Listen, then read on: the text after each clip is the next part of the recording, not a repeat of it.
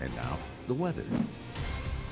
Thanks for joining me again, Northeast Georgia. I'm Savannah Pete, now with your full weather forecast. So we have had some cold days ahead and we still don't have some great looking weather ahead for us. So I'm going to talk a little bit about that. I'm also going to talk about rain trends for the month of November and why it seems like it's been raining a lot this month. And finally, what you've been waiting for, your SEC championship forecast. But today we hit a high of about 46 degrees, but it still felt pretty cold with that 10 to 15 mile-an-hour winds. It felt like 39 degrees. So even in the sun, you still needed a pretty heavy jacket, and those colder conditions are going to continue through the night. We're going to hit about 34 degrees closer to midnight, but it's going to get even lower to about 31 degrees in the wee hours of the night. And we can see that trend is pretty consistent across the state of Georgia and more north. Blairsville, especially with that low of 25 degrees, it is cold in those North Georgia mountains, but we're pretty standard in terms of the rest of the state. So everyone is feeling that cold.